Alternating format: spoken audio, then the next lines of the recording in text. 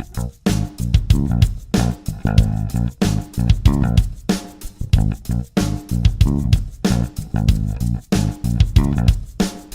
are nothing sacred. We are nothing sacred. We are nothing sacred. With Maxwell Silverhammer. We are nothing sacred. With cruise control. We are nothing sacred. Oh, yes, bitches. Been a minute. Welcome to Nothing Sacred. Yes, this is the Nothing Sacred interview. I am Cruise Control. And I'm Maxwell Silverhammer. And with us, we have Ann Carrizales. And Ann is actually, if you've seen PD Cam, she was on an episode of PD Cam. And she's also in Randy Sutton, who we had on last year, his documentary, The Wounded Blue. And Ann, how you doing? Hey, what's up? How are you? Good, good. Yeah, thank you very much for coming on. And first thing before we go any further, as we always do with law enforcement, at least I always like to, I want to thank you for helping serve the community. Absolutely. It's a thankless job, and a lot of times people obviously, especially now in the current climate. So Yes, I just want to thank you very much for doing that, because I know, as I've said before, I know Max would love to be a police officer, but I would never be able to. I don't have that mindset. So I appreciate those who do, because it takes a lot of hard work and a different kind of mindset, and you don't get a lot of appreciation. You get some hatred from a lot of people too. So thanks for that. Yeah, thank you. You definitely got to be wired a certain kind of way to do this work. Yeah. Yeah. Well, you know, and Ann was a Marine at one time, and she was a boxer. I am a Marine. Yeah, you know what? I said that on purpose because I wanted you to say that. I wanted our audience to hear you say that. So yes, so you are still a Marine, like they say, once a Marine, always a Marine. Right. Once a Marine, always a Marine. Yeah. So let's go. I guess we can start a little bit here. So you've been a police officer. You were a Marine, or are a Marine, excuse me, but you actively served. So how did you get into law enforcement, and how long have you been a police officer? So I got started in my law enforcement career in the Marine Corps. It's what I did in the Marine Corps. Oh. I was a military policeman, and so I started way back. When I joined right out of boot camp, I went to MP school. So I always like to say that I started my law enforcement career back when I had one ass instead of two. Hey, that works. So what is that like to start? So you start off that being a military police. I guess you had to deal with like a bunch of. What do you just deal with a bunch of rowdy freaking Marines or soldiers? Yeah. What is? Well, you mean as an MP, as a military? Right, as an MP, what do you do? Yeah, I'm glad you asked that. A lot of people think it's not the same as. I've had people actually say, "Well, when did you start?" And I say, "Well, I started my law enforcement career in the Marine Corps." And they go, "Oh, but that's not the same." Well, it is. I dealt with suicides, homicides, domestic violence, rape, and all kinds of stuff. I mean, the same stuff, but it's different in the way that we're enforcing not only just state law, we're enforcing federal law, the UCMJ, the Uniform Code of Military Justice. So you're enforcing not just one set of law, not just state laws, and the fact that every person that you're dealing with is in essence trained and able to kill you at any moment. So they're tactically trained just like you are. So it's challenging. And I always say, it is a lot of the same. You see a lot of the same stuff that, that I see out here as a civilian. It's just that, there are some differences, but I would say that the way it's different is that we were doing a lot more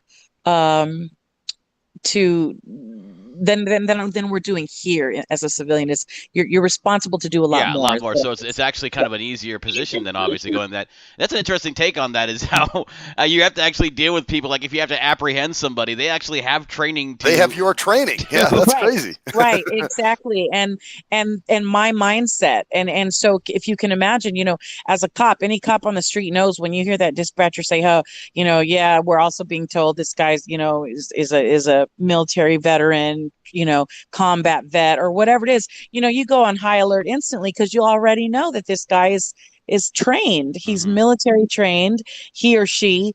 And so, if nothing else, they're going to have that dog inside of them that's not going to go down without a fight. So, imagine that with every single person you come into contact with. Exactly. Wow. So kind of like oh, this civilian police officer shit's pretty easy compared to the military thing. Yeah. Well, it has its own set of challenges. It really does.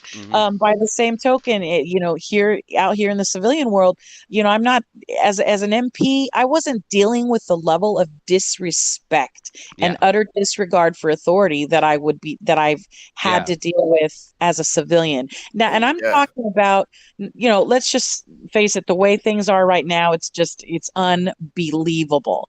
But even, way back, when I started back into civilian policing, which was just in 2010, it wasn't at the level that it is now. But even then, it was still it blew me away because, civilians, they don't have to respect you, and it's not ingrained and drilled and instilled in them to respect authority and respect rank. So not only did I get that respect as an MP, but I also got it for whatever rank I was. And, there's that natural inclination to do exactly as you're told as a Marine. So, I didn't see the same level of disregard for authority that I did as a civilian. So that was its own little challenge and difference in itself, Did you ever run across any sovereign citizens at any point? As a Marine or as a civilian? As a civilian police officer, because that's a whole new thing. Yes. Well, people think it's a whole new thing. But we're just getting this awareness. It's just, you're just starting to hear about it more now. But the sovereign citizens are not a new thing. And I just like with the internet and just like it just breeds it more. It's kind of the same thing with the lack of authority or the actually seems like people are encouraged now not to buck authority, like encouraged to like talk back to officers and people who are just trying.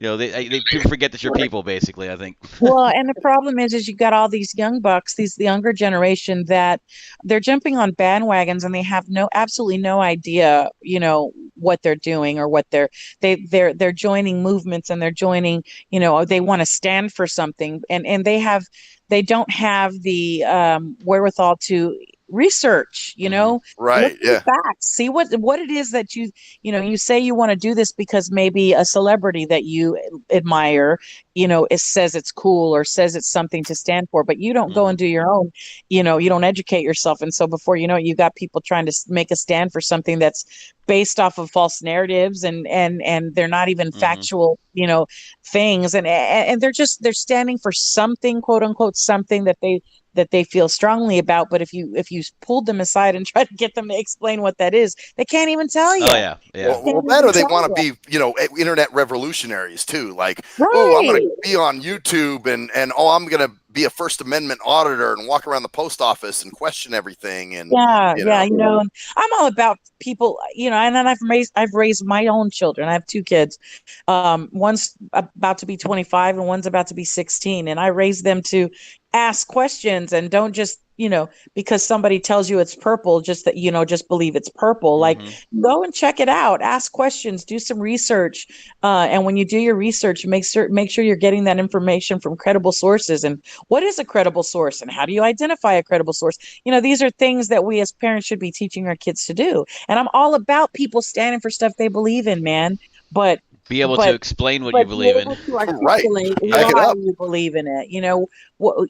Just know who you are and what you stand for and be able to explain why that is. Absolutely.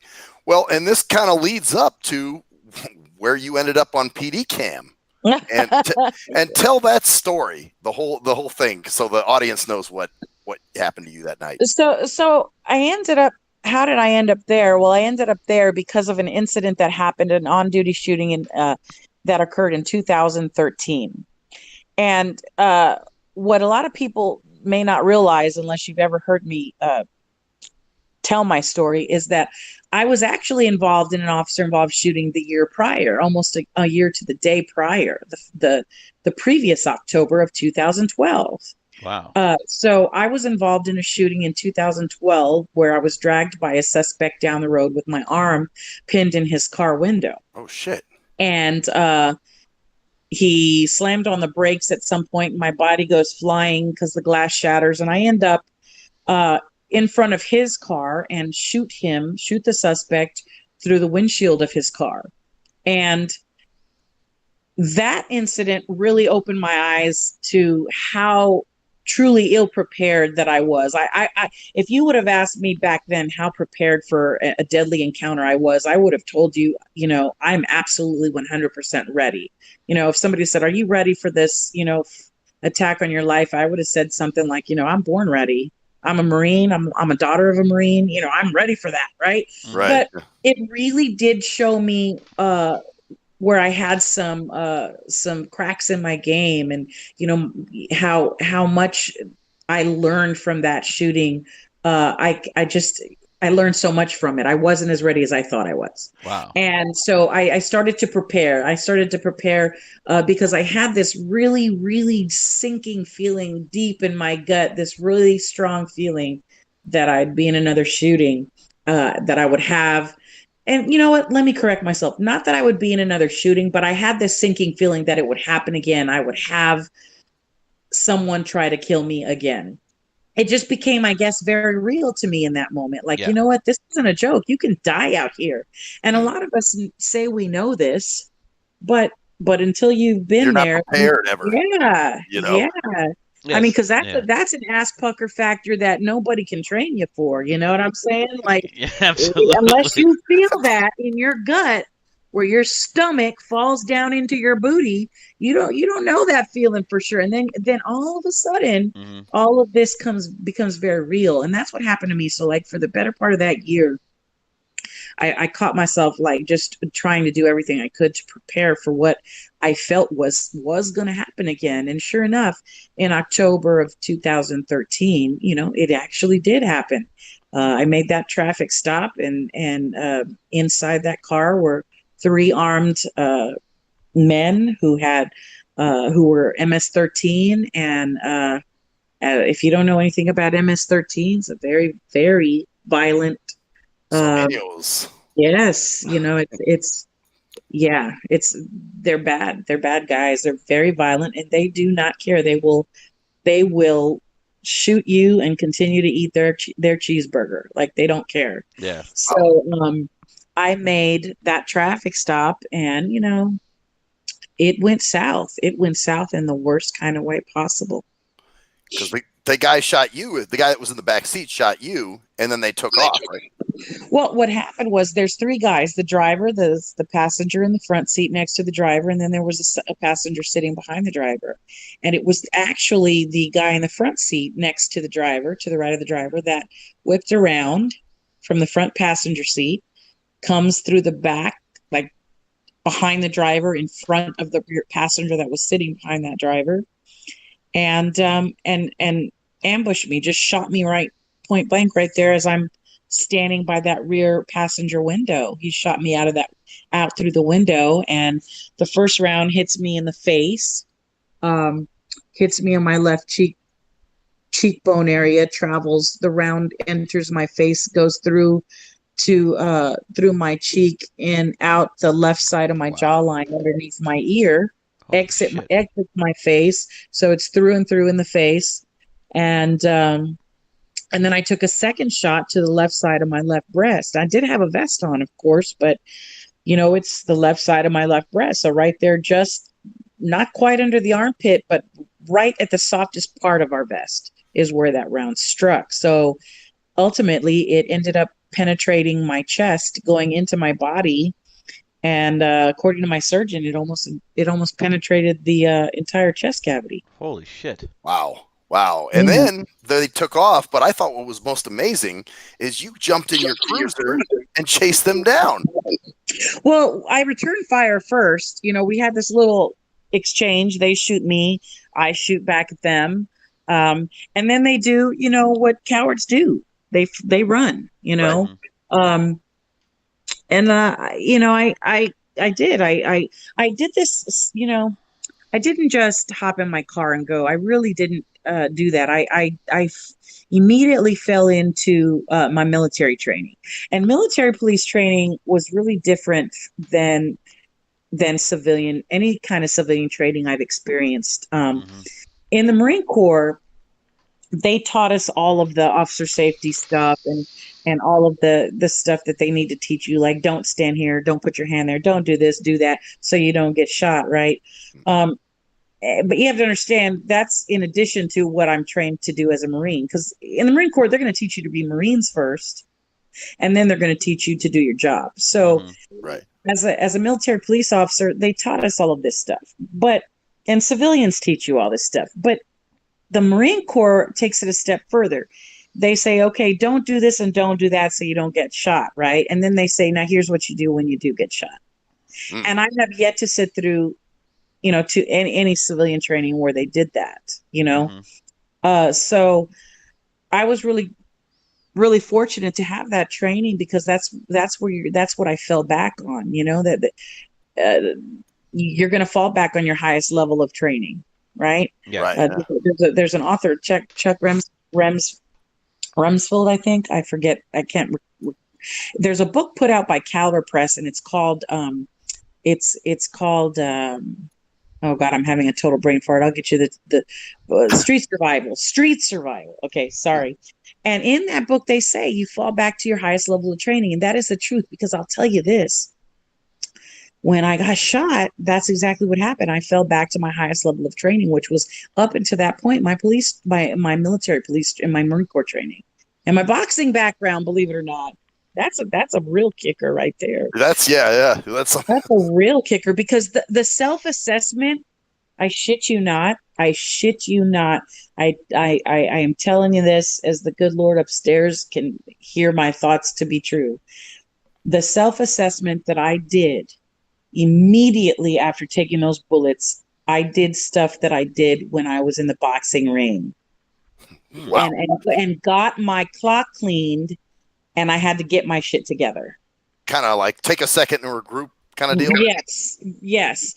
And the things that I did in that just brief second or two to check my status, to get my brain housing group back in function with my body and my limbs, my fine motor skills, to get all that stuff together. I did that before I hopped in the car to pursue. So I hopped in that car to pursue because, my heart was still beating and my fine motor skills were about me. I checked for all my teeth with my tongue. I still had my teeth intact, so I knew they weren't blocking my airway. I started doing my deep breathing and everything that I would have done to check myself in a fight in the ring. I did the same thing, because now I'm going to fight for my life. So obviously I want to cover all the bases, dot the I's and cross the T's, right? So I checked myself, and I knew, hey man, I'm still in this. I'm still in it, and I'll be damned. That was my question, is if you felt, at any point, weren't you feeling faint or feeling out of it? But like you said, you checked yourself and you know how you're doing and what you're capable of doing at that time, Yeah. Right. No, I didn't feel faint. I mean, the time that I started to feel myself losing function of my body in any way, once my body became diminished and compromised, and I could feel that both the adrenaline and the injuries are starting to affect me, was about the time toward the end of the pursuit where you actually hear me say, I'm drawing my partners back. Get back, I'm saying, get back, because at that point I felt like I was being led into an ambush, and I wanted us to get back and set up some type of perimeter and wait for more backup. But you hear me actually say, I have to stop. Right here is fine. I have to stop. You hear me say that because at that point I'm operating pedals, but I can't feel my legs. I'm driving the car, but I can't feel my legs. Holy shit. Turning it around. So I mean, look, I don't have a problem saying I need a tap. I need a tap here. Part of being a damn good cop is to know when you need to tap, right? When you need to call for backup and rely on your partners. I have no problem doing that. But I will tell you this, that when I did make the decision to pursue, I did that self-assessment check. I knew I was still in the fight, and it was time to take the fight to them. There was never a hesitation. And I'm going to tell you, there's thousands upon thousands of police officers out there that would have done the exact same thing I did. You just don't hear about that. Yeah. You don't hear about that very often. No, and in terms of that, like the adrenaline obviously was kicking in, but how was the pain factor while you were assessing this shit? Like, I mean, you had a bullet go through your face. Yeah. Was the Yeah. adrenaline Well, so strong, or were you so just hyped up that you didn't even feel it, or was it like just so? I couldn't oh no, imagine no, that. no. Oh no, no, no, no. I felt it. I have heard where officers say, I didn't even know I was stabbed or I didn't even know I was shot. But for me it was not that way. Um no doubt there was adrenaline pumping through my blood, my body, no doubt. But um I felt it. It hurt. I That's can I mean, imagine. you're talking about getting shot in the oh grill and then the titty, right? Like I'm shot on my titty yeah and that hurts. So Yeah, yeah. it's like getting shot in the balls for a guy. Oh God, no. exactly. I actually say that. I That actually say that. I'm like, guys, somebody kicks you in the balls and that's like, oh crap, right? Oh So God. for women, it's the same thing. Like that's you ever accidentally just bump your wife or significant other's titty and she's like, ow, right?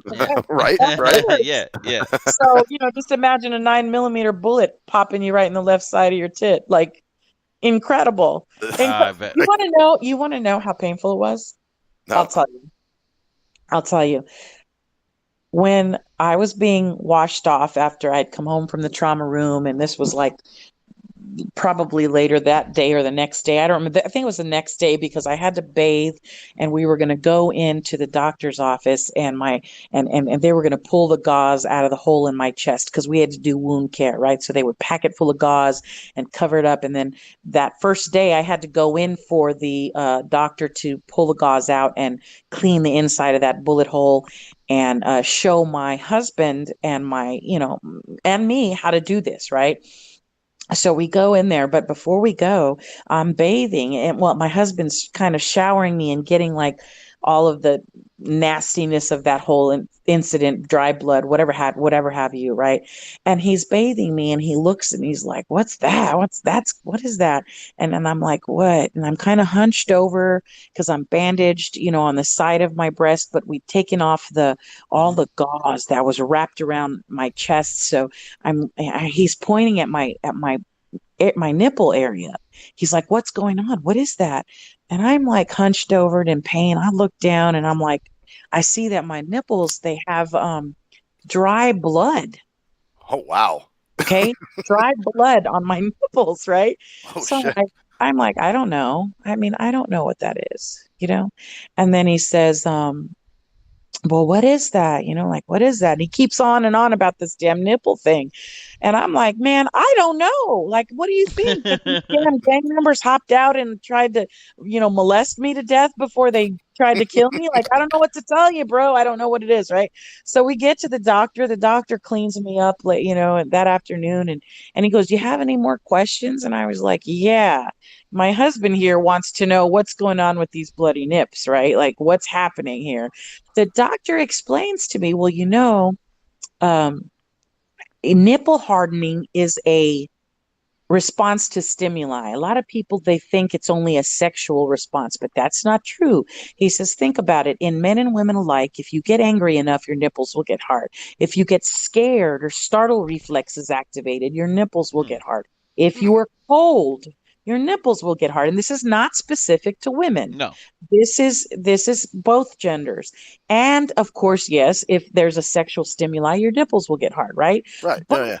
if something hurts, if you stub your toe or whatever it is, something hurts, that is also a common response to that stimuli, pain. Well, he says, when your body took those bullets, it was so incredibly painful that your nipples probably hardened, and it was such intense, the degree of pain, that they couldn't harden anymore and they split and cracked.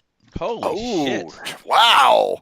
Damn. So when people ask me, and that's not a joke, like that's like I'm telling you the God's honest truth, well, how it was explained to me. When people ask me, did you feel the pain or how painful is it, which I think are very legitimate questions. I mean, if you want to know what to kind of expect, every experience is not going to be the same, but yeah, that's a smart question. How would that feel? If you're trying to prepare yourself mentally for that, it's good to ask. And what I say is this: it is an immense amount for me. It was an immense amount of pain. It's difficult to describe that level of pain. Yeah. I've given birth twice. This was well beyond any pain that I felt from natural childbirth or a C-section, which I've done both. So I said this was super painful. And to describe, to illustrate the body trauma and the pain of it was so intense that my body tried to respond in that way. And it was so great that the nipple literally split and bled. You got blown nipples from the pain. Yeah. And that's and him being your husband, I'm sure that's traumatic for him, because I'm sure that's one of his things, like your nipples, like that's the sexual thing. So now all of a sudden it's damaged, like, oh shit, what happened? Yeah, that was the biggest trauma of the whole thing for her husband. Yeah, I'm sure that was the biggest trauma for him. Like, whoa, my nipples. Just to go even close. But it was definitely one of those things that make you go, what's going on there, right? But yeah, no, it was literally just my body responding to the pain of it. And sometimes you just gotta laugh at shit. I'm definitely one of those people that tries to find the humor in it. Most cops are. It's how we tend to cope with a lot of the things we see that we can't unsee. Right? But yeah, that's pretty fascinating when you think about it, that the level of pain and the intensity of that pain was such that my body literally almost injured itself, right? Isn't that crazy? By trying to heal. It's pretty crazy. How in terms of the facial injury, did you even think to feel like I would like your hand instantly go to your face, or were you just like, I'm not even gonna get near that shit? Like I don't even. No, I actually so obviously when I first got shot, and then there was that little gunfight there. Not then, but immediately when you see me go off camera, I actually did take my hand up to my face because what it felt like and what I prepared myself to see, I wasn't even, I did not expect to see my face intact, but it was.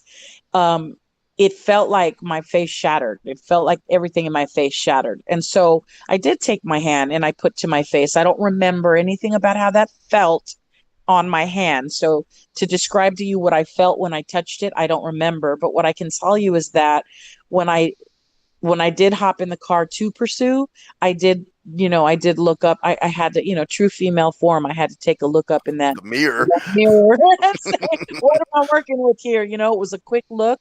I remember looking in. I saw the big old hole in my cheek. It was just a big hole. It was not Hollywood gore bleeding like I imagined it would look. Wow. I didn't know what I was going to see, but I expected that I was going to be a mess. But it didn't look that way. It literally was a gaping open hole staring at me. There was some blood coming down. I didn't see any of the bleeding that was coming off from the side of my jaw and the side of my earlobe, because it obliterated my earlobe as well. They had to reattach my earlobe and then ultimately remove it because it just wasn't getting adequate blood flow. So I kind of lost my earlobe there and my other. Wow. Did you have some hearing loss at any point? So I have I had the hole in my cheek and the hole in the exit wound. Now they stitched the hole in my cheek. They put a drain through the exit hole, and then they ultimately stitched that, and then they took my earlobe and they reattached it because it was hanging by a piece of skin. Well, they reattached it, and then they had to go in and remove it because, like I said, it just wasn't healing right. Then they had to go. So I got the earlobe removed, just a portion of my earlobe on the left side removed. They went over to the right side. They took some from there just to kind of leave me somewhat symmetrical, in my ears. Mm-hmm. And then they stitched up the entry wound as well. But they ultimately had to go in and do another surgery on my face because the scar tissue starts forming under the skin. It starts to create a knot there of scar tissue. Mm-hmm. And that started to cause a lot of pain and issues with tingling in my face, like nerve stuff. So they went in and cleaned that junk out. They opened it up, cleaned it out. I had an amazing amazing plastic surgeon, and he smoothed out that area. The chest wound is the one that gave me a lot of problems. I had a bad I had a lot to deal with that entry Wow. wound chest. So that one we had to do wound care on, like I said. Eventually the hole in my chest closed from the inside out and I went back to work. So I got shot in October. I went back in February. And I was pretty proud of myself for, making it back to work and I want to be an example of that we could come back from that. Definitely could come back from that and still be a great officer, right? But Hmm. an infection started brewing in there and in my chest. It was a really bad infection. Ultimately, I had to lose half of my left breast to a partial mastectomy. Oh man. Mm. I walked around deformed like that for like 10 or 11 months. And then they went in and they were able to do the reconstruction. But that was just surgery after surgery, both chest, face, ears. So it was a lot of surgery and it was very difficult. It was a difficult healing process to have to go through. It seems like that physically as well as mentally, I would assume as well. Like going back when you finally did get back, because you still are are active today, correct? Yeah, I work for Meadows Place Police Department, Okay. and because I travel so much doing presentations, I present the fight after the fight all over the country. It's a presentation that I made after going through all of this that I felt was very important Hmm. to give back to my Blue Line family. So I do that, and I also teach for Caliber Press. So I with that and patrol, I scaled myself down into a reserve position, and I still patrol the streets. I Hmm. just work for an agency next to the one I used to work with. I used to work for Stafford PD at the time. Now I work for Meadows Place PD. I'm a part of this amazing agency where my chief is very supportive of what I'm doing. He thinks it's important. He finds a lot of value in what I'm trying to do. Um, I am also a member of the Wounded Blue, as you know. Oh yeah. So I'm a national peer advocate because I've been there and I know how important it is to have that advocacy in place for the men and women in law enforcement that go through this kind of stuff and essentially feel like they were kind of left to fend for themselves in the aftermath of it. We talked about the physical stuff just now, but I'll tell you what, that was the easy part. Yeah, that was another thing I wanted to touch on too, like some of the mental stuff that was going on. Yeah, Because obviously you had to go back out there to be a police officer. So yeah. how did that affect you? Um, you know, so in the very beginning, when I went back to patrol at Stafford, I wanted to get back on that horse quick. I remember going out there and just, ding, ding, ding, traffic stop, traffic stop, traffic stop. Um, I'm one of those people that likes, I prefer to stare my enemy in the face, even if the enemy is myself. If it's something I'm doing that's hindering me or Hmm. my performance, then I need to address it, right? Mm. And so for me, I didn't want to allow myself to fall into this fear of traffic stops. So I just hit it hard when I got back to work, and I didn't feel like I had any issues. In fact, it was a good several months before I actually started to struggle. And Interesting. there were signs there, but if you don't know because you've never been taught about warning signs and triggers and things of that nature, you don't know what you're looking for. You don't Hmm. even know that you're supposed to be looking for something. Right. So I didn't know, and it's not uncommon for this thing called delayed onset post-traumatic stress. It's not uncommon for a response to a traumatic event to be delayed, Yeah. 5, Hmm. 6 months, 7, 8, 9 months, sometimes, even later than that, later, where all of a sudden it just comes in like a wrecking ball and it just starts throwing things at you. I refer to it as an opponent. Hmm. And just think about it. When I know I have to fight someone, when I was competing, um, when I knew I had to fight, I did my work. I did the work I needed to do. I went to training camp. I did my road work. I did my sparring. I did my everything that I had to do. I learned about my opponent. How does she attack? What style is she? You learn all these things. You educate yourself because you want to know how to fight that opponent. Hmm. But when you don't even know you have one, Yeah. When you That's don't know that you don't, you're trained to win the fight on the streets, because you ask any cop, what's your ultimate goal at the end of the day? And they say, we all go home. I say that's not enough. That's not enough to make it home, because what good is it to make it home, win the fight on the streets, only to lose the fight after the fight that happens in the aftermath in your home. Yeah. Right. The opponent comes home with you, Yeah. basically. Well, It's home. And when you don't know how to fight that opponent, how the hell are you supposed to win? And how the hell are you supposed to be prepared for that fight when you don't even realize, like, yeah. wait a minute, the real fight is possibly yet to come. If you're not ready, I mean, shit, what chance in hell do you have to even win, especially when you're already in a compromised situation? Physical injuries, emotional injuries, you got a psychological brain injury, that's post-traumatic stress injury. That affects your brain. And if nobody ever tells you that, you don't understand why you're having nightmares and flashbacks, and why you're having the shakes, and why you have cold sweats, and why you're always angry and pissed off, and why you can't shit, or why you can't stop shitting, or why you puke every time you eat, or why you puke just because, all of these things were happening to me. My hair was falling out. I mean, it was horrible, but nobody told me about that part. Yeah. And so essentially I felt like I was sent to war with a butter knife, man. And I'll tell you what, it was difficult.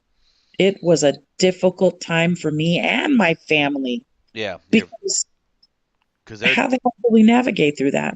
Exactly. So because they're like, and you don't even realize, like you said, like you're expecting this like to be happening all at once, like you the first time you go on the road, like, oh, well, I got a couple tracks, I'm fine, and you have no idea that your brain is basically in shock for months, and it finally is waking up, and it's like Correct. the pain. It's like the pain from the wound, that you didn't feel it while you were, because the adrenaline was so hyped that you didn't feel it as much as you would have. Well, this adrenaline lasts for months, and then you realize, why am I and then you start wondering, like, why do I feel this way? What's fascinating about that is that now that I've educated myself, now that I've put myself through the trainings to learn about this opponent, I'm going in there and I'm fighting in it, and people from the outside will look and be like, fuck, how did you know to use that punch combination against this opponent? Because I had to educate myself, right? You have to learn. And so that's why I spend my time teaching my brothers and sisters, let me show you how to fight this motherfucker. Because if you're not careful, it will eat your lunch, and it will not stop with you. It's going to eat your lunch, and then as it has you knocked on your ass, it's going to give you a little wink, and it's going to walk on past you, and it's going to wreak havoc on your family, your children, your spouse, your dog. My damn dog was depressed, y'all. My dog was depressed. And this is not a joke. Like it reaches far and wide. And here all the while I'm sitting there going, what's going on? And another fascinating thing about that is, and here's something that we in the first responder communities, we don't really consider this because we're so geared toward problem solving everyone else's issues. And you have to be stoic. Yeah. Right. But we don't consider this. And this is something I'm about to drop. You ready? I'm about to drop something on you. Go for it. Yeah. What we don't consider in law enforcement as cops, and I've learned this, is that we don't consider past trauma. So we come to this profession, and the majority, if you could think of, 2 or 3 of, for any of the cops out there listening, if you could think of 2 or 3 cops out there in the world that are damn good at what they do, it's usually people who've been through some shit in their lives, right? Absolutely. The people that we see that tend to struggle in this profession tend to be the ones with not a whole lot of life experience under their belt, not a whole lot of real pain or any difficulties in their life, right? And they tend to struggle, and some stick around and they get the hang of it, and others it's too much and they leave. But at the end of the day, we don't consider past trauma.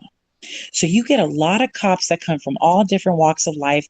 They answer the call to serve, and nobody really considers, especially themselves, that they're either war fighters. They've been deployed and fought for this country, or maybe they've dealt with, a tough upbringing, childhood abuse, child neglect, molestation. Maybe they grew up in a family with domestic violence, or they buried their own child, or whatever the case may be, right? Whatever traumas they have. But we come into the law enforcement profession with these traumas. Yeah. And then we tuck them away so that we can deal with all the other traumas that we're going to see. And then something traumatic may happen to us, either one massive traumatic event or cumulative trauma that you see over the years, right? Both very, very, very dangerous. Both very dangerous. I think cumulative post-traumatic stress can be a little more dangerous for our officers because they don't have any one massive event to blame it on, right? Yeah, they can't focus on that event and clearing it up. It's like all the times they see a dead child or whatever, any kind of traumatic or fatality accident or whatever the case may be, right? You see that enough and it builds, but you don't really think about it as yourself as being a good, a candidate for this opponent to step up to and start beating on. So when it happens, those guys and gals are sitting there going, well, I had never really been through shit. I've never been through a shooting. I've never been, because that's what they think is supposed to happen, that this results, that this is a result of those big things. Because nobody teaches us that all these little things can pile up over, over a span of time, and those are still affect you in the same way. So then you take past trauma into it, and that's one thing that I found very, very, very fascinating. It was a huge eye opener for me. Is when I got into this shooting, the second one, 2013, where I was shot. And I went back to work, and then 5-6 months, however long down the line, I started to struggle with really massive flashbacks and nightmares and things of that nature. I was having flashbacks of the shooting. Yes. The shooting that I got shot, the shooting where I was dragged. I was having nightmares about those things. So both. Yes. Yes. And I essentially had no issues when I went back after the first one. None. To speak of that I could put my finger on. That you thought you had, but you actually obviously did because, Right. But do you want to know what the majority of my nightmares were about?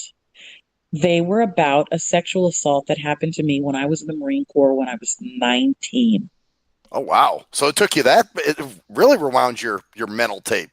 Well, what it does is essentially it acts as this traumatic event. It rips the scab off of everything. Because you have to understand, I was unraveling, and I was just being pummeled to death by this opponent. And when I tell you that there's not a lot of quit in me, man. When I tell you that I will fight until I can't, if either I'm unconscious or my heart has stopped, right? But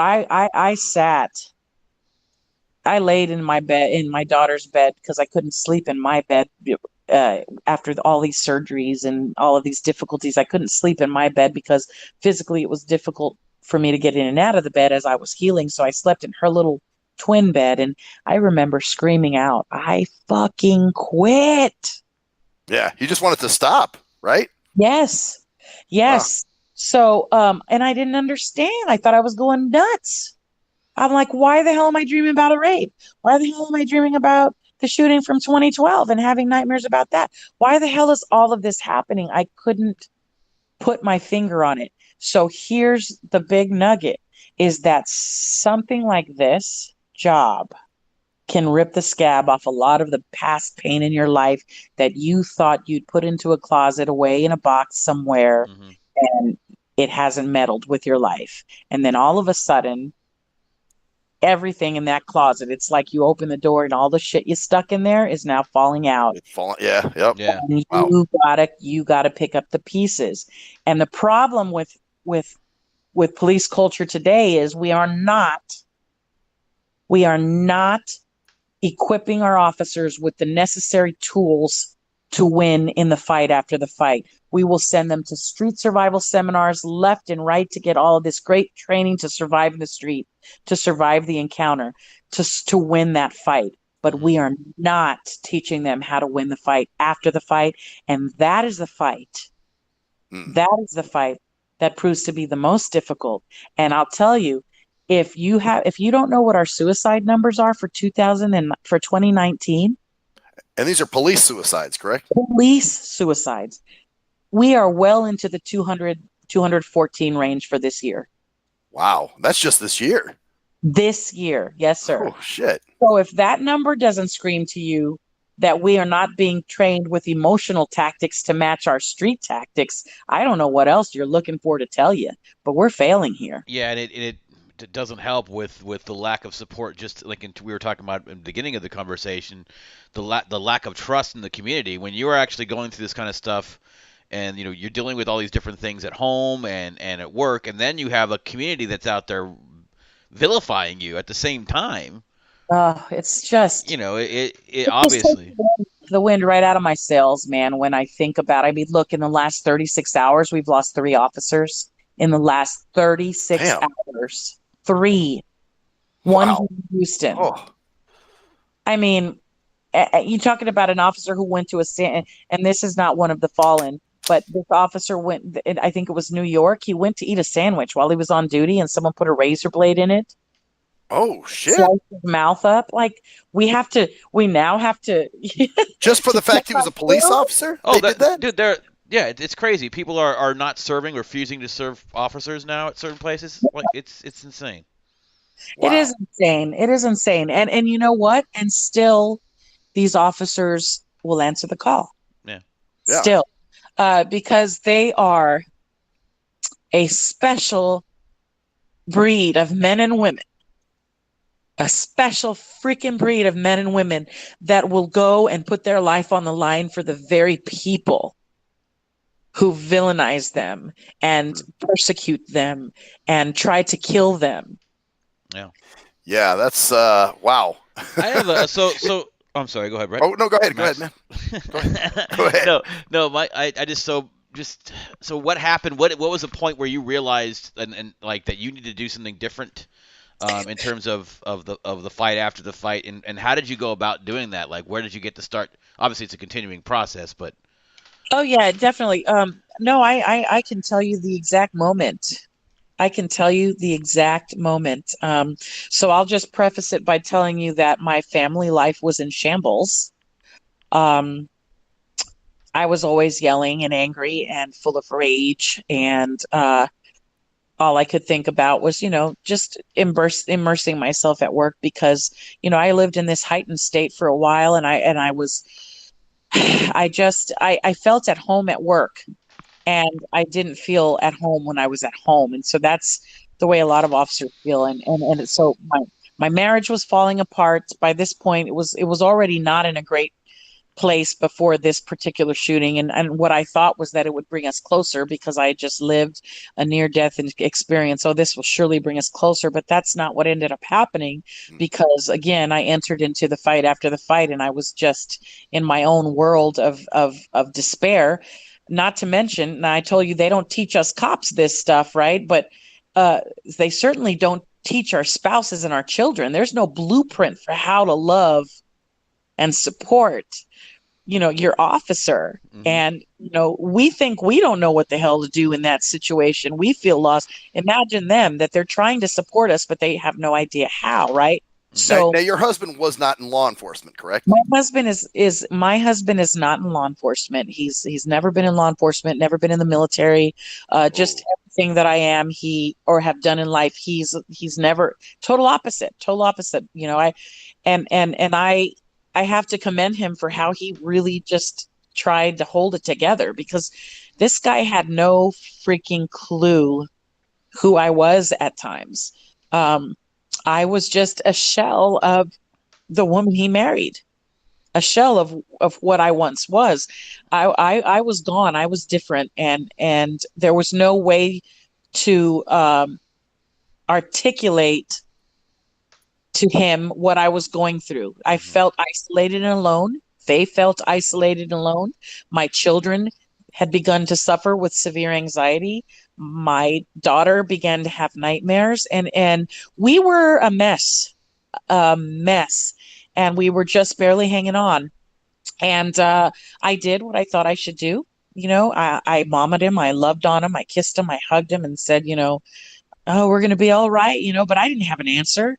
All I did was love on him. I thought that was what I was supposed to do. But it was the day that my daughter testified in one of the trials, one of the penalty phase of one of the trials.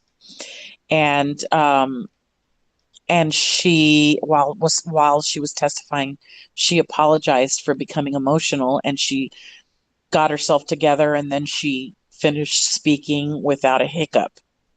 And when we got home, I asked why she did that, and she spewed out something that I had screamed at my husband many, many times. She basically said that she didn't want to cry because she didn't want to make all the officers in the room feel guilty for doing something so honorable.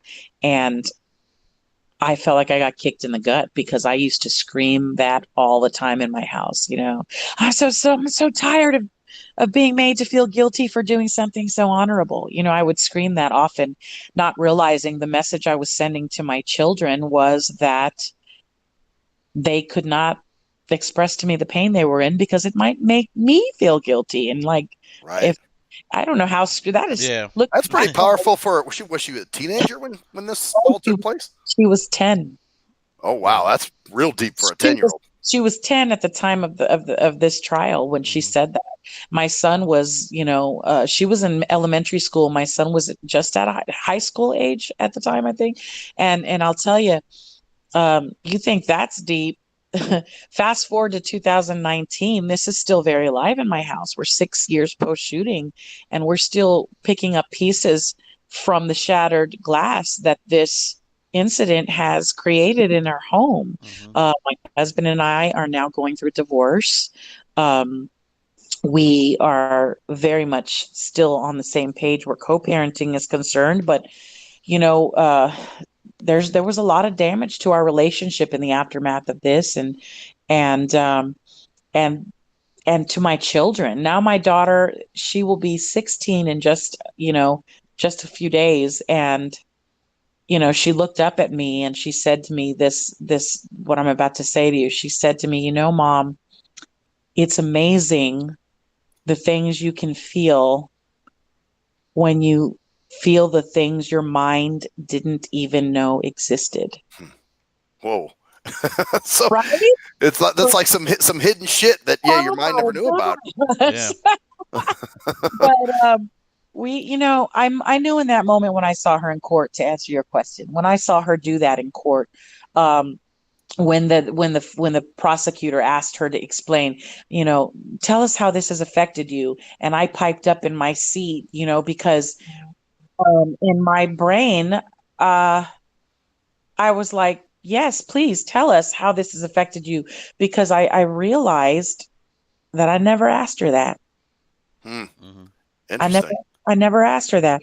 What happened was, and I tell you these things I'm not proud of, but I tell you because there's so many out there that I'm telling my story and it's their story, Right. Never they asked deal with the same stuff. Yeah, because I was so caught up in my own fight and my own struggles and my own darkness. And, as cops, we don't want to tell our families what we're going through because we want to protect them. Right. And it ends up having the adverse effect. We end up making them feel completely alienated, and they want to be our backup, and we're not allowing them to do that because we just really don't know how to explain it to them what we're going through. So, what I want to say to the families is just understand that most of the time it comes from a need, an innate need to protect you, and we're not trying to alienate you. We just probably don't have the tools. Wow. And that's where you're coming in, obviously. So you're actually you're working with you said the fight after the fight. Why don't you go ahead and give us, do you have information about websites or things that we can go to, or things like they can reach out to you? Yeah. So the easiest way to reach out to me is is basically through social media. There's a public page, Officer Ann Carrizales public page. That's also on Twitter, Officer Anne Marie Carrizales. So you can find me there, Officer Anne Marie Carrizales on Instagram. It's super easy to punch the button that says contact me and shoot me any information or any questions or anything you need from me, and it comes directly to me. And that's probably the easiest way to reach out, because I'll tell you what, there are hundreds and hundreds of officers that are reaching out, and they're reaching out because, again, this struggle is very real. I I fought a lot of fights. I won, I was ranked number one in my weight division in the whole United States, number two in the world. And, I'm not afraid to fight, and I'm not going to quit. But I'll tell you what, my opponent in the fight after the fight, that was tough for me, and I almost did quit. And what I hope will happen is that people will use my pain and help them heal their own. It's all about just having somebody validate you and say, you're not freaking crazy. Your brain's just acting janky because of the stuff you went through. Well, it's crazy too, because grief doesn't always manifest in the way you think it would. You know what I'm saying? Like, sometimes you might be ecstatically happy and go, yeah, I'm doing good. And really, you're fucked up. Yeah. Right. And there's officers that'll lie. There's men and women that'll lie to you and say they're fine when they know they're not. But there's men and women who will say, I'm fine, because they genuinely feel like they are, like me. Yeah. It's a false sense of being okay. I did not lie to anybody. When I went back to work, I truly felt like I was fine. And there were signs along the way, but I didn't know that those were warning signs, because I never learned about warning signs. I never learned about triggers. I didn't learn about that stuff. And so I make it my mission to go out and I speak to officers all over the country and outside of the country, and I teach them about warning signs. I teach them about triggers. I teach them how to fight this opponent. I give them the information that I got, the same way that I could probably get somebody ready to fight in the ring. I am doing that for our men and women in law enforcement, because I kind of feel like it's my duty to do that now. There's definitely a need for it, for sure. Yeah, absolutely. For sure. And what I want is, what do most people say they see in me after they hear me speak? They say, oh, I see strength, I see hope, I see a warrior. I would never hesitate to walk through a door with you. That's great, because I just told you that I used to cry in closets, that I had my family life falling apart, that I was going through all of this struggle, that I wanted to quit. And then you say you see hope and strength in me? Well, good, because like I said in the Wounded Blue documentary film, I am you. I am you. I'm all these men and women out there. And we should see that. We should look at one another and see hope when we talk about the pain that we struggle through. We shouldn't see weakness. We shouldn't see liability. We shouldn't see all of those things that keep us from saying, I'm not okay. Yeah. Wow. Any book, anything like that coming? Yes, I've been writing for several years. I've been writing. I actually feel more than ever ready to end it. I was struggling with ending this book that I've been writing. I was struggling with letting another set of eyes touch it, to look it over. And, you need people to do that stuff for you. I've been documenting this journey for years, and I feel that I'm at the healthiest point in my life where I can go, all right, it's time to give this gift out in a book and see where it goes. So that is the plan. I have projects in the works to do that next year. And so, if the Lord wills it and God sees it to come to fruition, it will happen. Well, thank you so much for joining us and Absolutely. talking about this. And just like I said, we want to, we always try to promote, like I said, first responders, police officers, firefighters, those people who do things that a lot of us take for granted. So thanks again. You're welcome. And thank you guys for doing, what you do to shed light on this kind of stuff. We need more of that. We need so much more of that. And I appreciate your efforts to get it out there, man, because we need y'all. We need y'all to we need y'all to stand for us and like you're doing, and every now and then the protectors need protecting. Absolutely. And we push the awareness and get everybody, on the same page, hopefully. Absolutely. Yeah, for sure. Well, thank you so much. We'll stick around for just a second. We're just going to wrap this up, and then I'll stop the recording. We'll talk for a second longer. But, thank you very much for joining. Go ahead, Brett. Go ahead and Anna. I'm sorry, your last. How do you spell your last name? Carrizales. If you really want to be ethnic about it, roll your R's. And That's what I did. Carrizales. And I'm Maxwell Silverhammer. And I am Cruise Control. And that's the story there. Bitches. See you on the next show. Yeah.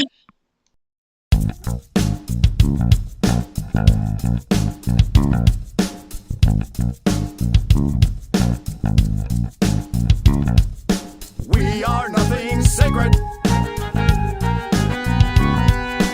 We are nothing sacred. We are nothing sacred. With Maxwell Silverhammer. We are nothing sacred. With Cruise Control.